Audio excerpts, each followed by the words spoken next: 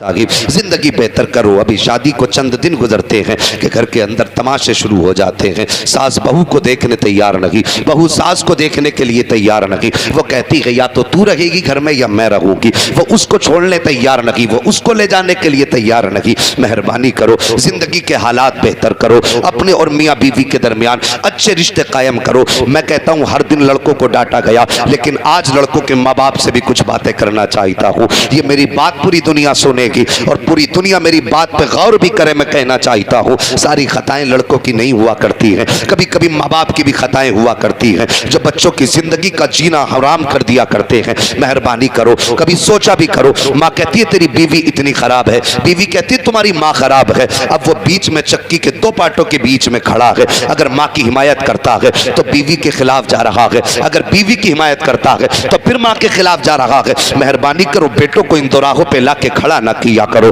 बेटों को ऐसी मंजिल तक न पहुंचाया करो कि वो सोचने पे मजबूर हो जाएं कि अब रास्ता चुनूं तो कौन सा चुनूं। कितनी औरतों के मिजाज की ये हालत होती है कि रातों दिन वो औरतों पे इसलिए नजर रखा करती है, देखे कौन सा कदम गलत उठाएगी, इससे जरा सी गलती हो जाए शाम को बेटे को बैठा के कान भरूंगी। बीवी तेरे घर के अंदर ये जो औरत आई है तेरे बेटे की बीवी बन के, ये तेरा कोई पार्टनर नहीं है, तेरी शरीक नहीं है, ये तेरी बेटी बन करके आई है। मेहरबानी कर इसे अपनी बेटी समझा कर।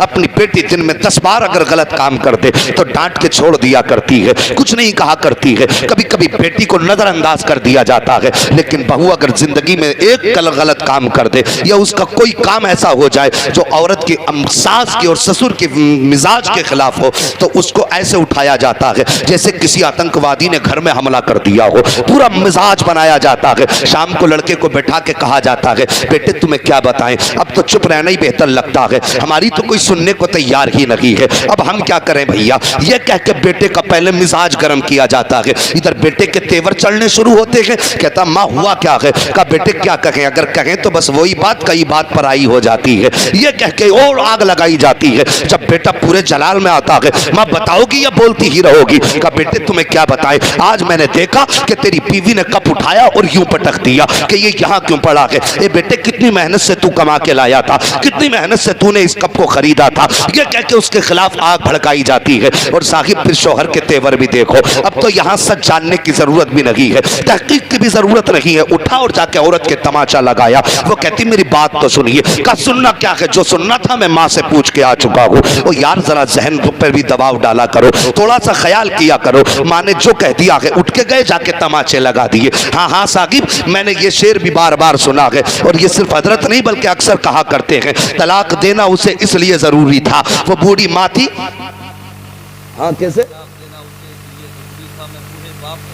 मैं बूढ़े बाप को घर से निकालता कैसे, ये बात भी बहुत कही जाती है। मेहरबानी करो जरा ध्यान दो, खताएं सिर्फ औरत की नहीं होती हैं, खताएं सास ससुर की भी हुआ करती हैं। साहिब मुआशरे को बेहतर करो। सोचो तुमने एक टूटने कब के टूटने को पूरा एक आतंकवाद मैटर बना के बेटे के सामने रखा है। अगर तुम उसे बेटी समझती, कब टूट गया था, करीब जाके कहती बेटी जरा ध्यान से काम किया करो, प्यार से इतनी बात कहती और इस बात को नजरअंदाज कर देती। शाम को बेटा घर आता, ये कब का झगड़ा बेटे के सामने न रखा जाता तो खुदा की कसम घर जहन्नम न बनते, घर के झगड़े ये आफत और बला का ठिकाना न बनते। मेहरबानी करो घरों के हालात बेहतर करो। मैं सासों से भी कहना चाहता हूँ तुम माँ बन के जिंदगी में बेटियों के साथ गुजारा करो। और ससुर से गुजारिश है कि वह अपने आप को कारून शद्दाद हामान न समझा करें। जिस तरह तुम अपनी बेटी से प्यार किया करते हो, ये भी तुम्हारे घर के अंदर बेटी बन करके आई है। जरा सोचो तो सही, इसने बाप छोड़ा तुम्हारे घर के लिए, माँ जैसी ममता का आंचल छोड़ा तुम्हारे घर के लिए, भाइयों का रिश्ता छोड़ा तुम्हारे लिए। जिस घर में ये सुकून से पूरी जिंदगी रही है उस घर को छोड़ना कितना मुश्किल होता है, कभी तुमने सोचा भी नहीं होगा। यार कोई जानवर हम पाल लिया करते हैं और कुर्बानी का वक्त जब आया करता है तो ज़िबा करने के वक्त उसकी कुर्बानी नहीं देखी जाती है। कुछ दिन तुम जानवर पाल लो तो उससे तबीयत इतनी मानूस हो जाती है कि उससे जुदा होने को दिल नहीं करता है। और फिर बेटी को तो बाप 18 साल सीने से लगा के पालता है, 20-25 साल तक परवरिश करता है, फिर किस दर्द के साथ वो बेटी को रुखसत करता होगा? क्या ये सोच के रुखसत करता है कि बेटी मैंने जल्लादों के हवाले की है, या ये सोच के रुखसत करता है कि बेटी मैंने कसाईयों के हवाले की है? क्या वो बेटी को बेच रहा है या कीमती तोहफा तेरे दामन में डाल रहा है? नहीं नहीं, वो तुम्हें जल्लाद समझ के नहीं देता, तुम्हें कसाई समझ के नहीं देता। जब बेटी को रुखसत करता है, हाथ उठा के रो के कहता है, या अल्लाह मैं ये नहीं जानता हूँ मेरी बेटी को आज के बाद बिस्तर पे बैठ के खाना मिलेगा या ठोकरों में बैठ के खाना मिलेगा, हर लुकमे पे तारीफ मिलेगी या लुकमे पे लोगों के ताने मिलेंगे। वो रो के कहता है, या अल्लाह अब मैंने बेटी तेरे करम के हवाले कर दी है। खुदा की कसम, बाप बेटी को रो करके रुखसत करता है। जब वो तेरे घर में कदम रखती है तो तेरे घर की शरीक बन करके नहीं, तेरे घर की रहमत बन के कदम रखती है। और जब तुम उस पर सितम करते हो, जब उस पर जुल्म किया करते हो और फिर कहते हो घर में आराम रखी है, घर में बरकत रखी है, तो तुमने बरकतें अपने हाथ से लौटाई है। तुमने सितम घर में करके अपने घर के रब की रहमतों को अपने घर से लौटा दिया है। मैं कहना चाहता हूँ, अगर घर में बरकतें चाहते हो तो अपने समधी की बेटी को अपनी बेटी समझ के इज्जत से घर में रखो। उसे बेटी समझना तुम्हारा काम है, रहमतें देना खुदा का काम। मेहरबानी करो, घरों के हालात बेहतर करो। अभी मुझसे पहले मेरे उस्ताद गिरामी हजरत अल्लामा मौलाना मुफ्ती मोहम्मद आकिल साहिब क़िबला मिसबाही दामज़िल्लहुल आली, जिन्होंने हम जैसे हज़ारों नाकाराओं को किसी कार का बनाया है, अभी आपने उनकी गुफ्तगू सुनी और बड़ी मालूमाती और इस्लाही गुफ्तगू शेखुल अदब साहब की रहा करती है, अल्लामा साहब की हुआ करती है। अल्लाह ताला हज़रत का साया हमारे सरों पड़ता देर कायम व दायम फरमाए। हाँ साहिबो, मेहरबानी करो, आए दिन तलाक के झगड़े, आए दिन मियाँ बीवी की नाराज़गियाँ, ये क्या है? ये हमारे हाथों का फल है। एक बात बताओ, थके तो नहीं हो अभी थोड़ी देर के लिए? जरा कहना या रसूल अल्लाह। है जी, ऐसे नहीं, जरा सारे बच्चे मिलके सब बड़े बोले या रसूल अल्लाह। सुभान अल्लाह, अल्लाह सलामत रखे, अल्लाह करे अच्छी जिंदगी गुजरे और शादी इज्जत से हो जाए। हाँ जी, बहुत अच्छी दुआ दे दी है मैंने, अल्लाह भला करे। घरों के हालात बेहतर करो। एक जवानों छोटी सी सोच और बहुत बड़ा फायदा। अरबा में मेंबर की तवज्जो भी चाहिए और दुआ भी चाहिए। मुफ्ती साहब किधर गए? अच्छा इधर बैठे, माशाल्लाह। तवज्जो कीजिए, तुम पले दौलपुरी में, आपकी बीवी पली बड़ी भोजपुर में, फासला हुआ? बोलो, है कि नहीं फासला? वो ठहरी लड़की, आप ठहरे लड़के, उसका बैठना औरतों में, आपका बैठना मर्दों में। बात समझ रहे हैं? और मर्द की अक्ल औरत की अक्ल से दुगनी होती है। बचपन से कभी तुमने उसे नहीं जाना, उसने तुम्हें नहीं जाना, 3 मरतबा कबूल कबूल कह दिया, तुम्हारे बिस्तर पे आके बैठ गई, तुम्हारे साथ जीने मरने के वादे कर लिए उसने, सिर्फ लफ्ज कबूल के बाद। तुम अपने घर में लाए, तुम्हारा मिजाज था कि नहीं मेरे बिस्तर पे शिकन नहीं आनी चाहिए, ये तुम्हारा अपना मिजाज था, मुझे घर में कूड़ा दिखाई ना दे, ये तुम्हारा अपना मिजाज था। अब औरत जो तुम्हारे घर में आई है उसे सफाई से मतलब ही नहीं। ये मत समझना हर औरत की कहानी है, मैं बस समझाना चाहता हूं फर्क। अगर ऐसा हो कि उसको बिल्कुल भी सफाई करने की आदत ना हो और तुम्हारी आदत हो सफाई की, या तुम्हारी सफाई की आदत ना हो, उसका मिजाज हो सलवट ना पड़े, दोनों बातों में से कुछ भी हो सकता है, तो इतना फर्क दोनों के जहन में हो सकता है। यहां तक बात आ गई, वो तुम्हारे घर आ गई, दोनों के जहनों में इतना फर्क है। अब एक आदमी खड़ा है छत पे या जीने की लास्ट पैरी पे, एक खड़ा है सबसे नीचे और कप में पानी है या गिलास में, और वो पानी दूसरे को देना है, तो वो वहां से वहां वाले को पानी दे देगा? अगर फेंकेगा तो पानी गिरेगा, छूट गया तो कब भी टूटेगा। कितना बड़ा फासला हो गया। अगर इस पानी को सलामती से लेना है तो थोड़ा ऊपर वाले को नीचे आना पड़ेगा और थोड़ा नीचे वाले को ऊपर जाना पड़ेगा, तभी पानी हम तक पहुंचेगा।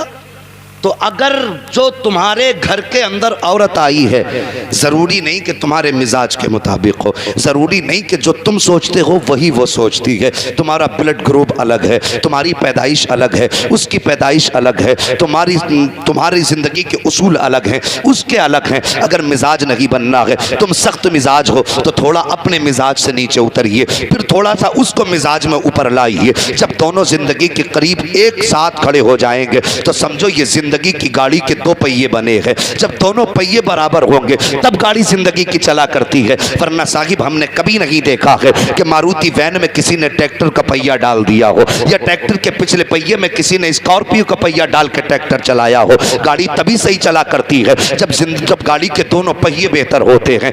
वाहन उसी तरह जब गाड़ी के लिए दोनों टायरों का एक सा होना जरूरी है, तो जिंदगी के लिए मियाँ बीवी का हम जैसा होना जरूरी है, एक जैसा होना जरूरी है, एक दूसरे के मिजाज के मुताबिक होना जरूरी है। जिंदगी के हालात बेहतर करने हैं तो थोड़ा बीवी के मिजाज में ढलना पड़ेगा, बीवी को अपने मिजाज में ढालना पड़ेगा। अगर कोई ये चाहता है कि सिर्फ बीवी मेरे कहने पे चले, या बीवी ये चाहेगी कि शोहर मेरे कहने पे चले, तो साहिब घर बर्बाद हो जाएंगे, घर चल नहीं सकते हैं, जिंदगियां बर्बाद हो जाएंगी, जिंदगियां बन नहीं सकती हैं। और साहिबों बस एक बात कहना चाहता हूँ, अगर किसी की बीवी का मिजाज ऐसा हो कि शोहर के मिजाज चल के खिलाफ हो, शोहर को पसंद ना आती हो, तो मैं तुमसे कहना चाहता हूँ उसे मारने की जरूरत नहीं है, तोड़ने की जरूरत नहीं है, उस पर जुल्म करने की जरूरत नहीं है। उसकी ज्यादतियों को बर्दाश्त करके कब्र में चले जाओ। जब हश्र में लाए जाओगे तो कमल नामा तुम्हारा होगा, उसमें सवाब हजरत अय्यूब की नेकियों के बराबर तुम्हें दे दिया जाए। चाहिए तो जन्नत ना हमें सबको, हमें तो जन्नत चाहिए, तो जन्नत में जाने का काम करें। और भाइयों तुमसे भी एक गुजारिश है, जवानों अगर बीवी से कोई बात हो जाया करे ना तो उसे जाके चौराहे पे ना रखा करो। बीवी से झगड़ा हुआ जरा सा और जाके यूं बैठ गया, और किसी धन्य पतंगे ने पूछ लिया यार बड़ी टेंशन में, तो उससे कहता क्या बताऊं बीवी ने मुसीबत में जान डाल रखी। किससे कह रहा जो खुद किसी कार का नहीं है। अगर कार का होता, ठलुआ ना होता तो चौराहे पे बैठता। सोचो भाई, हमें फोन करने तक की फुर्सत नहीं है क्योंकि हम बिजी हैं। और जो ठाली बैठा है चौराहे पे तो वो नकारा ही तो हुआ। बुरा मत मानना अगर कोई ठाली बैठता हो तो, हाँ वो हुआ नकारा, जो धरती पे भी बोझ, घर वालों पे भी बोझ। उससे जाके कह रहा बीवी से मुसीबत में जान है। अब सोचो जो अब तक लाइफ अपनी खुद सही ना कर सका, वो तुझे सही मशवरा क्या खाक देगा? जो अपने फैसले सही ना कर सका तुझे क्या बताएगा? ऐसे ठलुए निठल्लों से जब बात कही जाती है बीवी से परेशान तो कहते दो लट उठा मार जाके, आर पार की कर। ऐसे बेवकूफ तो ऐसे ही मशवरा देंगे। अगर घरों के हालात बिगड़ते हों तो चौराहों पे यारों से जाके बुराई ना किया करो। यार तेरी बीवी है, तेरा हम सफ़र है, तेरी शरीक हयात है, तेरे दुख दर्द की साथी है, जिसके तूने जाकर के ज़रा सी बात पे चौराहे पे बुराई कर दी। सोच तो सही, जब वो उससे ठलुए से जाके कहता है कि मैं बीवी से परेशान हूँ, वो आके तेरे घर में कहता बहुत गलत बात है, हमारे दोस्त को परेशान कर रही हो, उसने आके कह दिया। जानते हो मगर उस औरत के दिल पे क्या गुजरी कि ये मेरा शौहर बनता है, मेरा हमदर्द बनता है, और मेरी बुराइयों को चौराहों पे जाके किया करता है, फिर ये मेरा कैसा हमदर्द है। तो साहिब जहां ऐब खत्म होना था वहां से और ऐब बढ़ जाया करते हैं, नफरतें बढ़ना शुरू हो जाया करती हैं। नफरतें यूं नहीं मिटा करती हैं जैसे हम मिटाने की कोशिश करते हैं। आओ नफरतें कैसे मिटा करती हैं, आओ तुम्हें बताता चलूं। मेरे नबी की शहजादी सैयदा तय्यबा ताहिरा आबिदा साहिदा हजरत फातिमा ज़हरा रज़ियल्लाहु ताला अन्हा है। आओ तुमसे भी कुछ बात कह करके गुजरना चाहता हूँ। आज बेटियों को रुखसत किया जाता है तो भाई जाते जाते कान में कहता है बेटी बहन जा रही है परेशान मत हो, रोक इसलिए रखी है चंद कदम का फासला है, कोई दिक्कत हो तो फोन कर देना। आके फौरन गाड़ी में चाबी लगी है, एकदम किक मारेंगे फौरन आएंगे और आके हर एक से हिसाब ले लेंगे। किसी ने ऊंचा बोला उसकी जबान खींचेंगे, किसी ने आंख निकाली आंख फोड़ देंगे, किसी ने हाथ चलाया उसके हाथ तोड़ देंगे। ये हम बेटियों को कह के रुखसत किया करते हैं। तो फिर बेटी नहीं घर में डॉन आया करते हैं, फिर बहू नहीं घर के अंदर बादशाह आया करते हैं, फिर वो हुकूमतें चलाया करते हैं। मालूम है कि बाप की लाठी में बहुत दम है। साकिब इस तरह बेटियों की जिंदगी नहीं गुजरा करती, जिंदगी ऐसे गुजरा करती है बेटियों की। मेरे नबी सैयदुल अंबिया है, कायनात के खजानों की चाबी मुस्तफ़ा के कदमों में है, लेकिन जब बेटी को रुखसत करने की बारी आई है, सारी दुनिया मुस्तफ़ा के हुक्म का इंतजार किया करती है, लेकिन जब रुखसती की बारी आई, मेरे नबी बेटी के पास आए, सैयदा के सर पे हाथ रखा, फरमाया फातिमा आज अली के घर जा रही हो, आज के बाद अली की जिंदगी की साथी बनोगी, आज के बाद सारी जिंदगी अली की जिम्मेदारी तुम्हारे सर पे होगी, लेकिन मेरी बेटी फातिमा कभी जिंदगी में अली को इतना ऐसा हुक्म मत दे देना जिसको वो पूरा करने में दिक्कत महसूस करे। ए मेरी बेटी फातिमा, सारी जिंदगी अली के घर सब्र से गुजारनी है,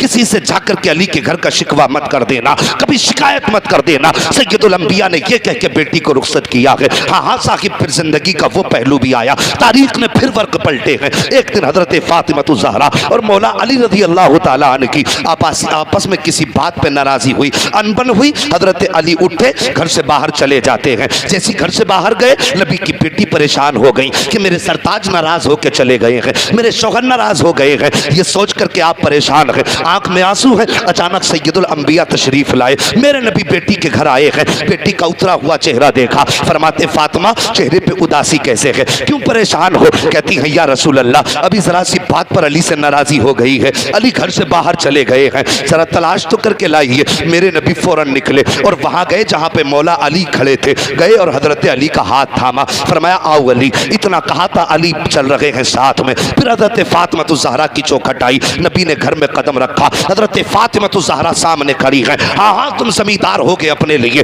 जायदाद वाले हो गए अपने लिए, लेकिन तुम में से कोई भी ऐसा नहीं है जो नबी के कदम से लगने वाली रागे गर्द से भी उसके मुकाबला तो बहुत बड़ी बात है, मुस्तफ़ा के कदमों से लगने वाली खाक के करोड़ में दर्जे के बराबर पहुंच सको।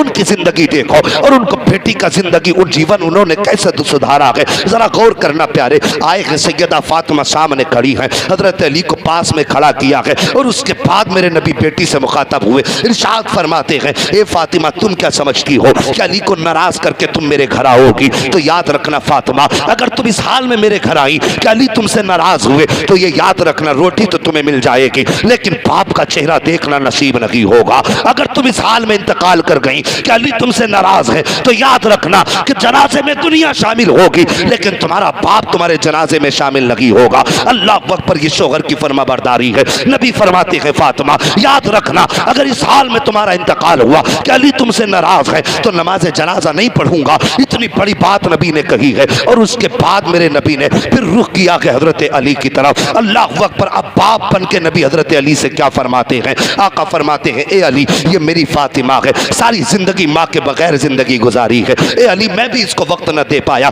पूरी जिंदगी तबलीग का काम रहा है, बचपन में माँ छोड़ के चली गई थी, लेकिन अली याद रखना मेरी बेटी बगैर माँ के पली बड़ी है। अगर जिंदगी में इससे कोई कमी हो जाया करे तो अली उसको नजरअंदाज कर दिया करो। मेरी बेटी से अगर कोई कमी तुम्हारी खिदमत में हो जाए तो मेरी बेटी को माफ कर देना। हजरत अली फरमाते हैं उस दिन कमी मेरी तरफ से थी और मैं खुद नाराज होकर गया था फातिमा से। फरमाते जब नबी कह रहे थे तो ऐसा लगता था जमीन फट जाए और मैं जमीन के अंदर चला जाऊं। अल्लाह अकबर, कहते उस वक्त तो मेरा कलेजा कांप गया जब नबी ने रुख मेरी तरफ किया और फरमाया था ए अली, अगर मेरी बेटी खता कर जाए तो इससे नाराज मत हो जाना, अगर अपनी बीवी ना समझ के सही कम से कम नबी की बेटी समझ के माफ कर देना। अल्लाह अकबर, ये मेरे नबी है, इस तरह बेटी को तबलीग कर रहे हैं, बेटी की जिंदगी इस तरह सवार रहे हैं। अब अपने माशरे की जिंदगी आप देखिए, नबी तो कहते हैं बेटी अगर शौहर से नाराज होकर घर आई तो मैं जनाजे की नमाज नहीं पढ़ूंगा, और तुम बेटी से कहा करते हो जरा सी बात हो जाए तो आ जाना, देख लिया जाएगा, मुकदमा करेंगे, केस करेंगे, ये कहकर के बेटियों के घर बर्बाद किया करते हो। साहिब जिंदगी ऐसे नहीं गुजरा करती, अगर जिंदगी सही गुजारनी है तो हर मर्द को अली का किरदार अपनाना पड़ेगा और हर बेटी को सैयदा फातिमा ज़हरा का किरदार सीने से लगाना पड़ेगा।